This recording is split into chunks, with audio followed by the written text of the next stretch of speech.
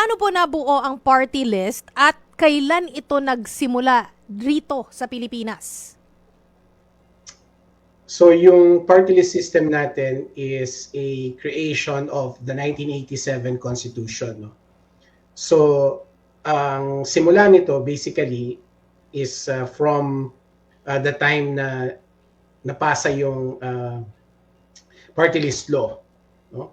So ang party list system na mandato ng ating saligang batas ay para doon sa mga political parties na hindi lumalahok dun sa traditional electoral competition katulad ng mga nasa legislative districts. Yung mga hinahalal natin na congressmen at congresswoman doon sa distrito natin. So, itong party list system, ang kanyang design, ang kanyang purpose, ang rationale niya is mabigyan ng pagkakataon yung mga tinatawag na non-traditional political parties na meron silang pagkakataon na magkaroon ng mga pwesto doon sa ating mababang kapulungan.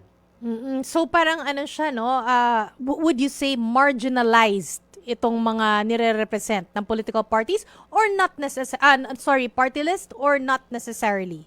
So not necessarily, no? So gaya na sinabi ko kanina, ang original design is for non-traditional political parties which may include yung mga marginalized sectors natin. So in other words, ang batayan natin para sa party list is the fact na hindi sila yung tradpoles na political parties.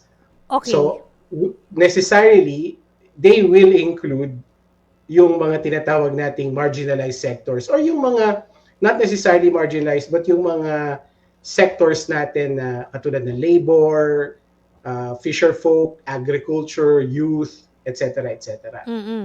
Attorney, yung tinatawag na operational systems, no? Kasi dinedetermine ng Kongreso. Correct me if I'm wrong po. Ano po ang mga kapansin-pansin o tinatawag nating salient points ng Party List System Act? Nako, mahirap pag-usapan ngayon yan, ano? Kasi parang outdated na kasi. So, okay. Yung party list law natin, which was enacted I think in 1995 if not mistaken, is already outdated at meron na tayong mga experience at datos na nagsasabi na kailangan na itong repasuhin, no? Overhaul actually ang kailangan gawin, no? Kasi bilang halimbawa na lang is marami ng mga representante ng party list na hindi na galing sa non-traditional political parties. No? In other words, hindi na sila non-traditional politicians. Miyembro na sila ng mga political dynasties, which means traditional politicians sila. Ayun. So yung katotohanan pa lang na yun, na yung mga party list representatives natin ay hindi mo na matuturing ng mga non-traditional politicians, isa na yung ebidensya na talagang pumapalpak na yung party list law natin at kailangan na itong i-overhaul.